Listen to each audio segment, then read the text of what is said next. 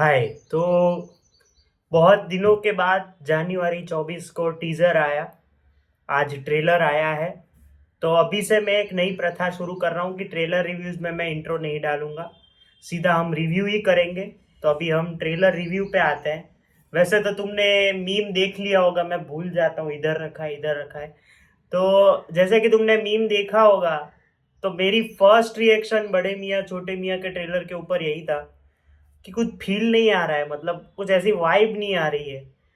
और स्टोरी की भी मैं बात करूं अगर, तो लगता है वही स्टीरियोटिपिकल है। लेकिन अभी मैं एक बड़े यूट्यूबर का ट्रेलर रिएक्शन देख रहा था, तभी मेरे को पता चला कि कुछ कुछ सीन्स, मतलब कुछ कुछ चीज़ें हॉब्स एंड शॉ जैसी, अभी जिन्होंने हॉब्स एंड शॉ देखी है, ड्वेन द रॉक जॉनसन वाली, और उसके सोनाक्षी के ऊपर जो एक्सपेरिमेंट्स होते हैं ट्रेलर में, वैसी सब चीज़ें हैं, लेकिन थोड़ी अलग है, बॉलीवुड टच दे दिया गया है।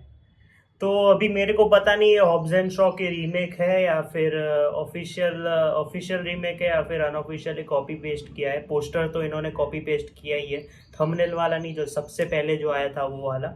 तो मैं सही में बताऊं तो मैं डिसअपॉइंट हुआ हूँ बड़े मियाँ छोटे मियाँ के ट्रेलर के साथ। क्यों, उसके भी कुछ कारण है। इनकी मार्केटिंग बहुत ही बेकार है, मतलब मार्केटिंग टीम है या फिर इनकी जो जो भी इनके मार्केटिंग टीम के हेड है, पहले मतलब टीजर लॉन्च किया, फिर बीच में गाने लॉन्च किए, फिर कुछ और एक्साइटमेंट के लिए इन्होंने प्रमोशन सब जगह किए। कल होली खेल रहे थे, अभी आज ये हमारे साथ खेल के चले गए ट्रेलर ऐसा काट के। प्रॉब्लम क्या है ना कि जब इसका टीजर आया तो मैं एक्साइटेड था कि क्या बात है, पृथ्वीराज सुकुमारन आ रहा है बॉलीवुड में, मजा मचा देंगे, एकदम बढ़िया स्क्रिप्ट चूज की है उनकी, सब ठीक है, Akshay Kumar is back with a bang, मैंने सब लिखा था। लेकिन तभी वो बीएम सीएम था ये फिल्म। अभी ऐसा हो गया है कि मैं, चलो वो बोलूंगा नहीं, पहले बीएम सीएम था, तो अभी क्या होगा अभी तुम खुद ही समझ जाओ। बट इसमें प्रॉब्लम क्या है ना कि अगर आप बीच में गाने भी डाल रहे हो ना, तो उसपे थोड़ी थोड़ी जो फिल्म की ग्लिम्स है वो भी आपको देनी चाहिए। मतलब जैसे शैतान में आप याद कीजिए, टीजर आया, फिर एक गाना आया जिसमें लास्ट में थोड़ी सी ग्लिम्स दी थी आर माधवन की। तो अगर आपने ऐसा इसमें पृथ्वीराज सुकुमारन का जो दोनों गाने आए उसमें अगर बताया होता तो और मजा आता। लेकिन आपने क्या किया, पहले बड़े मियाँ छोटे मियाँ का टीजर डाला, फिर टाइटल ट्रैक डाला, फिर मस्त मलंग झूम डाला, फिर अभी वल्ला हबीबी करके गाना डाला, और फिर आप घूम तो रही हो सब जगह पे प्रमोशंस के लिए। इसके प्रमोशंस पे मेरे को पता चला कि कहीं पे जब पहले प्रमोशन हुए वहां पे चप्पल, पूरी टीम को चप्पल पड़े थे, अभी मेरे को याद नहीं है, क्या पता शाहरुख सलमान के फैंस हो। बट अगर हम इस फिल्म की स्टोरी की बात करें तो एक सुपर ह्यूमन बनाने की कोशिश की गई है। जो पृथ्वीराज सुकुमारन है वो हिंदुस्तान को बर्बाद करना चाहते हैं और बोलते हैं कि हिंदुस्तान पे प्रलय आने वाला है सबसे बड़ा, और इसके लिए तुम्हारे पास इतना टाइम है, अगर तुम बचा सकते हो तो ठीक है, वरना तुम्हारी हिंदुस्तान को मैं मिटा दूंगा इस सुपर ह्यूमन के साथ। मतलब एआई का, टेक्नोलॉजी का इस्तेमाल किया गया है, जो कि एक प्लस पॉइंट है इस फिल्म का, कि एआई को फाइनली एक फिल्म में इंट्रोड्यूस किया है। तेरी बातों में ऐसा उलझा जिया कंप्लीटली ओवरऑल आधी फिल्म थी, ऐसा हम बोल सकते हो, एआई नहीं था एक तरीके से, बट इसमें एआई का यूज किया गया है। तो उसमें रोनित रॉय का डायलॉग है कि हमें अगर इस साइको को हराना है तो हमें हमारे अपने दो साइको को भेजना पड़ेगा। तो वो भेजते हैं अक्षय कुमार और टाइगर श्रॉफ को। ऑब्वियसली टेड बंडी को तो भेजेंगे नहीं क्योंकि वो तो मर गया है, sorry for the dark joke. लेकिन उसके बाद पता चलता है कि वो दोनों भी, मतलब ऐसा हॉब्स एंड शॉ टाइप, मतलब उनकी केमिस्ट्री है कि बड़ा कौन है छोटा कौन है, ये इसने हिट पिक्चर कितने दिए, फ्लॉप पिक्चर कितने दिए, तो उसमें अक्षय कुमार, सॉरी ये गलत टॉपिक आ गया। तो उसके बाद वो लोग भी उनको पकड़ने जाते हैं, उनके साथ दो और लेडीज जुड़ती हैं, मानुषी चिल्लर और लाया फर्नीचर वाला, और तीसरी लीड हीरोइन में सोनाक्षी सिन्हा भी है, जिनके ऊपर ये सारे एक्सपेरिमेंट्स हो रहे हैं। तो मुझे ऐसा लगता है कि ह्यूमन के अंदर जो फीलिंग्स और इमोशंस होते हैं उसके ऊपर से वो एक सुपर ह्यूमन बनाएंगे, but with only anger and destruction, जो कि सोनाक्षी सिन्हा पे इसमें एक्सपेरिमेंट होते हैं। तो अभी इसमें सवाल ये है कि ये लोग के स्क्वाड का नाम शेर स्क्वाड है, पता नहीं पंजाब किंग्स से उठाया है कि नहीं, बट शेर स्क्वाड इनके जो मेन हेड है उनका, मतलब जो टीम है उनका नाम है। तो उसके ऊपर से हमें पता चलता है कि क्या शेर स्क्वाड इस पागल आदमी को, जो पृथ्वीराज सुकुमारन है, उनको रोक पाएंगे या नहीं। उसके ऊपर पूरी फिल्म है बड़े मियाँ छोटे मियाँ। अभी नेगेटिव्स की बात करते हैं। मेरे लिए अब तक सबसे खराब वीएफएक्स, देखो आदि पुरुष तो गॉड लेवल पे है, अभी उसमें गॉड तो नहीं बोल सकते क्योंकि उन्होंने उतना अपमान भी किया है उसमें, लेकिन मेरे पास ऐसा था कि number one bad VFX Pathaan में ही था, मतलब जो दिख जाता था पूरा कि यार इतना क्लियर है, दिख रहा है। उसके बाद अगर मैं बोलूँ तो बड़े मियाँ छोटे मियाँ का वीएफएक्स भी वैसा ही है कि आपको दिख जाता है कि यार इतना छुपा छुपा भी नहीं सकते, दिखा भी नहीं सकते, मतलब झंडा है वो क्या।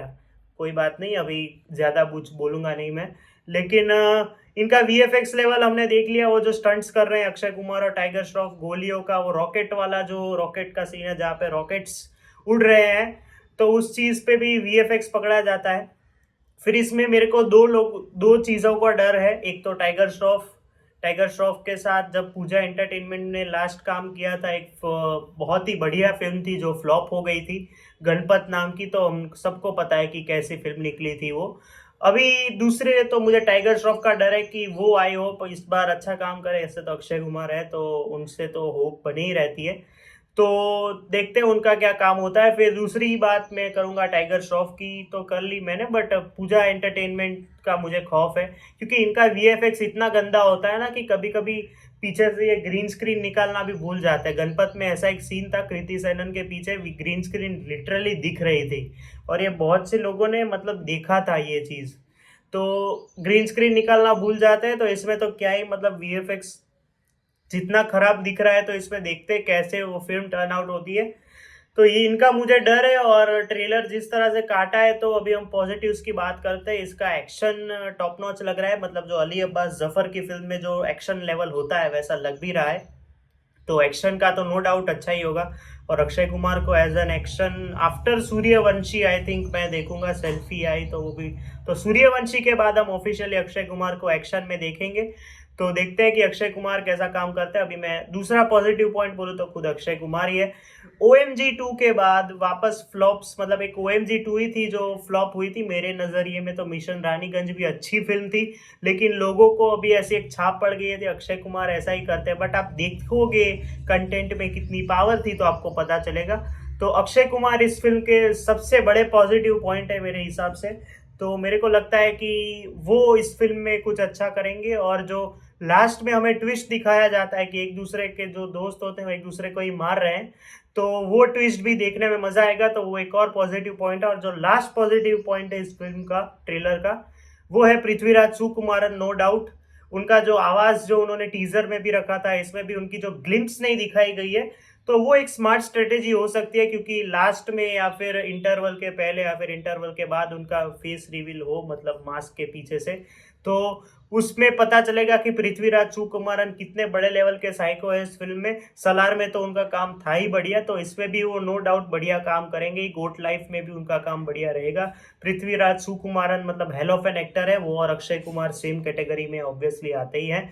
लेकिन फिर भी हमें इस ट्रेलर से डिसअपॉइंटमेंट है, क्योंकि इन्होंने जो वाइब दी थी कि अरे एकदम एक्शन फिल्म है तो बड़े एक्शन स्टार्स आ रहे हैं, लेकिन कहीं कहीं पे ऐसा लगता है कि स्टोरी भी कहीं पे डिप हो रही है, खाली नाम का ट्रेलर बनाया हो ना, ऐसा लगता है। सही बोलूं तो मैं अक्षय कुमार फैन हूं, बट ये सही में ऐसा लग रहा है कि स्टीरियोटिपिकल है सब कुछ, बट क्या पता आगे जाके जब फिल्म रिलीज हो तो ये एक टर्न आउट सरप्राइज हो सकता है, मतलब कुछ जो चीजें हमें दिखाई नहीं गई हो, तो उस हिसाब से अगर हम देखें तो ये फिल्म आगे जाके अच्छी भी निकल सकती है। So we can not predict anything, but मेरा ओवरऑल वर्डिक्ट इस ट्रेलर को लेके ये है कि मैं डिसअपॉइंटेड हूँ इससे। और देखते हैं अभी फिल्म कैसी निकलती है। मेरे को एक्चुअली इस फिल्म का क्रैश लैंडिंग का डर पहले से था, कि जब इन्होंने ट्रेलर रिलीज ही नहीं किया था ना, तो तभी मेरे ऐसे मन में था कि ये फिल्म गंदा क्रैश लैंड करेगी, क्योंकि ये ट्रेलर का वो हाइप बना बना के नीचे गिरा रही है सॉन्ग्स रिलीज करके। तो उस हिसाब से मेरे को इस फिल्म से उतनी एक्सपेक्टेशंस अभी है ही नहीं। ट्रेलर देखने के बाद तो मैं जीरो पे पहुंच गया हूँ। अभी देखते हैं फिल्म कैसे टर्न आउट होती है। और ये फिल्म मैदान के साथ क्लैश करने वाली है 10 अप्रैल को, ईद है उसके दिन। तो देखते हैं कि फिल्म कैसी निकलती है। तो अगर आप भी कमेंट में बताइए कि आप पहले कौन सी फिल्म देखेंगे, बड़े मियाँ छोटे मियाँ देखेंगे या फिर मैदान देखेंगे। और अगर आपको ये ट्रेलर रिव्यू पसंद आया हो तो लाइक कर दीजिएगा, शेयर कर दीजिएगा Akshay Kumar fans, tiger Shroff fans के साथ, और सब्सक्राइब कर दीजिएगा इस चैनल को। मैं 150 सब्सक्राइबर्स के बहुत ही नज़दीक हूँ, तो प्लीज़ आप नए नए लोग जुड़ते जाइए और मैं ऐसा ही एंटरटेनमेंट सीन्स और सब कुछ दिखाता रहूँगा। और रिव्यू तो आते ही रहते हैं, तो ये फ्राइडे कंकरू का भी रिव्यू कर ही रहे हैं, तो सब्सक्राइब कर दीजिए इस चैनल को। और रही बात BMCM की, तो let's hope for the best, कैसी फिल्म निकलती है। तब तक के लिए बाय।